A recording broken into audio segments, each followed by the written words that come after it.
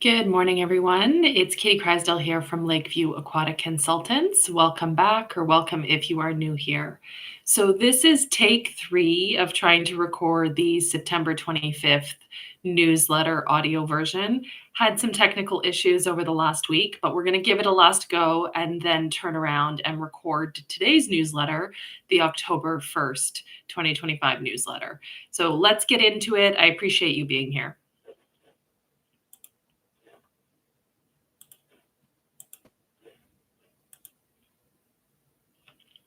In case you're new here, the newsletter is a compilation each week of stories that crossed my eyes and crossed my desk in the swimming pool industry.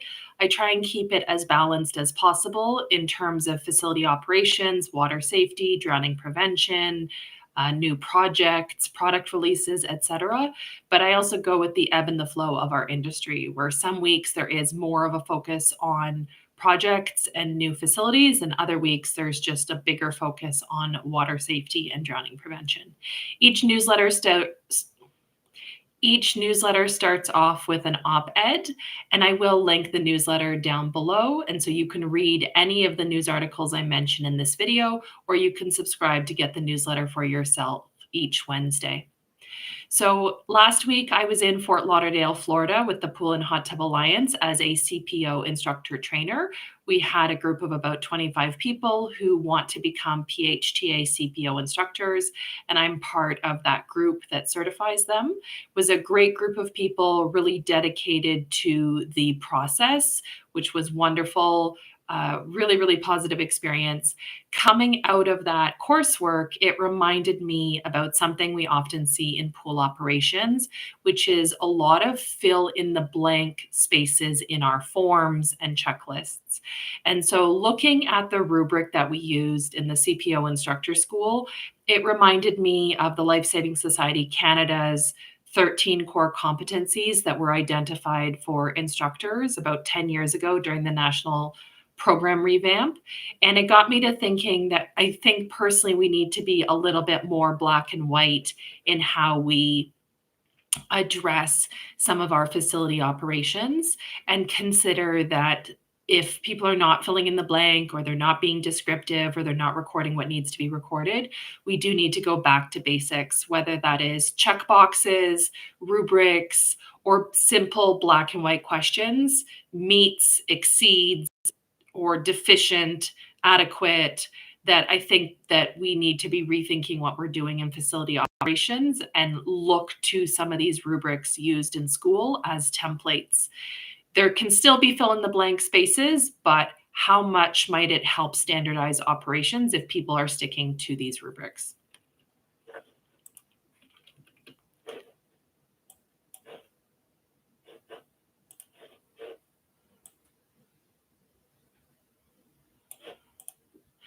Later in the newsletter, I shared an Instagram post that I had last week as well, pertaining to a client who sent me this photo of a medical patch with a spike that was located on the pool deck.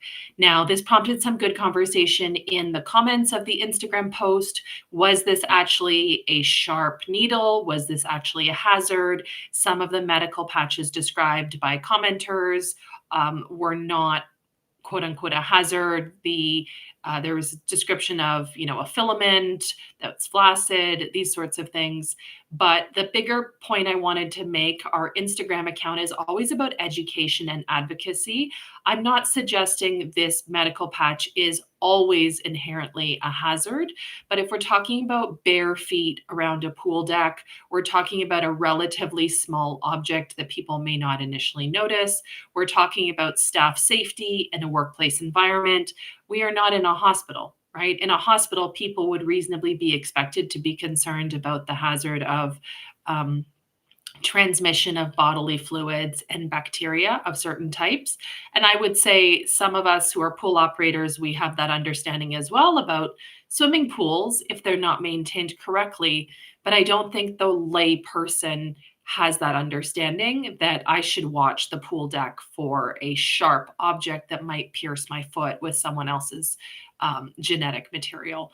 So I think this was a valuable conversation because even to me, it had never occurred to me that one of these medical patches, or even something perhaps like a remote diabetes blood sugar monitoring system, anything with a spike could fall off and land in a place that causes that type of hazard. Further down in the newsletter, we get into the weekly news articles, and each week there is a different emphasis. I would say that this particular week there wasn't a clear theme, but there was a variety of different articles. So I shared an article regarding a man in Ashdod, which is a city in Israel, who was told that he could no longer use the accessibility lift at his local pool due to a weight restriction. And the headline on this article is obviously very inflammatory. Ashdod man says pool banned him overweight, cutting off lifeline in weight loss journey. I absolutely understand the individual's frustration in terms of trying to better himself and he can no longer use the lift. But I also have to say, I understand the perspective of the facility, having myself worked at an aquatic facility early on in my career where I was a junior staff member. And hindsight being what it is, I don't think the situation was handled correctly, whereby we did have an individual in a power wheelchair who regularly came to swim and who we never weighed her, we never asked her to weigh herself, but by our unqualified, third party perspective, by all intents and purposes, we believed she to be over the 250-pound weight limit on the SR Smith PAL 2 that we had. And in hindsight, I cannot comprehend that our organization continued to allow her to use this lift without some due diligence, because if this lift had toppled into the pool with her on it, it would have been a catastrophic injury to her and to the basin structure. Now, I'm not suggesting that just banning someone from your facility and not providing other accommodations or options is the way to go. That is going to cause a public relations conflagration. And so I understand why this man in Israel is upset. But I do think we need to recognize when physics and restrictions on equipment come into play. For example, a pilot's not going to overload an airplane load. An elevator should not be overloaded. And accessibility lifts probably have weight limits for a reason, specifically pertaining to the lever action of when that lift is descending into the basin below the weight source. I shared an article about shades and cover structures at outdoor aquatic facilities, spray parks, and splash pads. This is something that comes up a lot when people are talking about capital budgets. It is very important to think about where can we add shade into a new spray park, a splash pad, a wading pool. Is it a pergola? Is it some sort of permanent structure? Is it a shade sail? Is it little decorative objects with angled panels? I think there's a lot more we could be doing in the outdoor aquatic space that is helping the safety of our staff if there's lifeguards at an outdoor pool, as well as providing options to families who are using these types of facilities. I shared an article about the East Link Center in Grand Prairie, Alberta, that's undergoing a $1 million repair on their lazy river and an extended closure. I'm often tracking these shutdowns both because I want to promote the fact that facilities embrace their shutdown. There was a great set of videos that came out from the sister facility because it is almost an identical layout in Fort McMurray, Alberta recently, a McDonald Island Park, the Syncrude Aquatic Center. The lifeguards there have done some fabulous videos regarding their annual shutdown and celebrating it as a great opportunity for the facility. But I also like to track these shutdowns simply as an Alberta resident and a consultant, because this is not a particularly old facility. And so I'm not casting aspersions on the quality of the workmanship, but it does often prompt questions from the community. And I'm filing away these renovations or repairs in my mind because it's something to keep an eye on. I shared an article from Texas regarding a mother who is fighting to change the building code to include a higher door handle or door lock system after their toddler escaped the house and drowned in a backyard pool. I shared an interesting article out of Malta about a British man who was on a tourist boat and he went down a slide on the back of the boat and drowned, essentially, experienced a fatal submersion. And the thing that came to mind for me as a lifeguard who's worked at facilities is people often expect that they're just going to be able to rebound off the bottom. And I would imagine that this boat was in a deep area where that was not the case and the crew was unprepared because a slide seems not particularly dangerous. And yet, somebody who may not know how to swim may have chosen to go down the slide without really processing that that would then result in them going into deep water where they would have to surface. The Kingston Water Park, which is the outdoor pool aquatic facility in Ontario, they are getting $1 million in government funding to contribute towards covering that pool. This is a huge trend that we're seeing in the aquatic industry right now in 2025, the last few years, as facilities are starting to close their older and aging recreation and aquatic facilities. There is also a movement, I would say, to covering, enclosing with permanent or semi-permanent structures, outdoor aquatic facilities with some sort of cover that allows it to be used year round. And so this, in my opinion, is how some communities are bridging the gap, whereby they can't afford a $40 million indoor pool. Even a no frills basic indoor pool in Canada is going to cost you 15 or 20 million at this point in this economy, with tariffs, with the strong US dollar, with lending rates. And so a lot of organization, it appears, are moving towards the how can we repurpose this year round? How can we extend the season? And that's going to give us increased access to programming space as well as leisure swimming. I shared a developing story out of Barton Springs, which is the outdoor pool in Austin, Texas. Some of you might know it's very, very famous piece of infrastructure.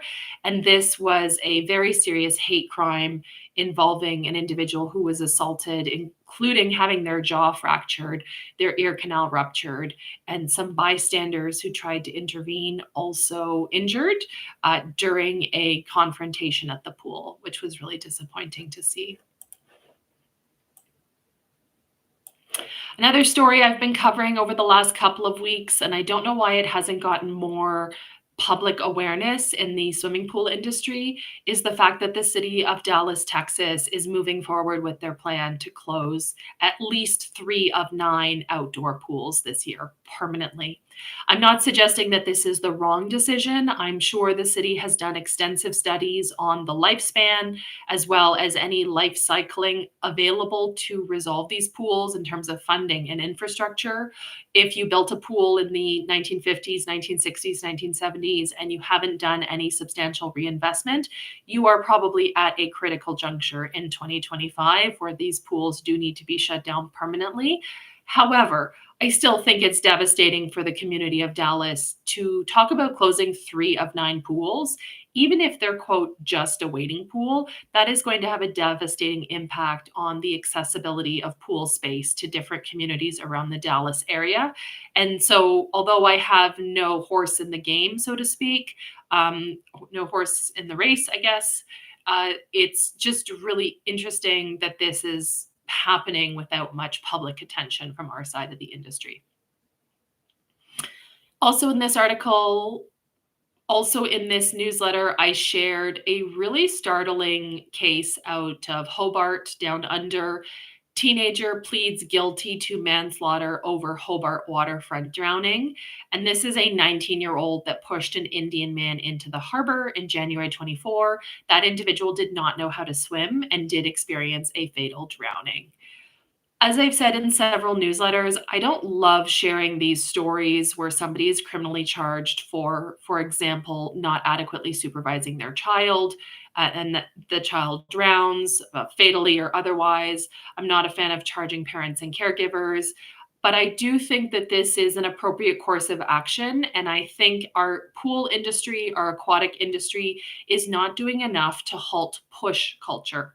So Shendy in Toronto, Shendy Swim School has this campaign from a few years ago, No More Pushing. It hasn't really picked up across the industry, but the purpose is basically to say no more of that fake buddy push people into the pool, whether it's guys versus girls or dads versus kids, or even sometimes horrifically, we see these brides that have been pushed into their pool by their spouses. The pushing culture assumes that the person knows how to swim, and or there's never any thought on the part of the pusher that they are going to go retrieve the person or help them to the side.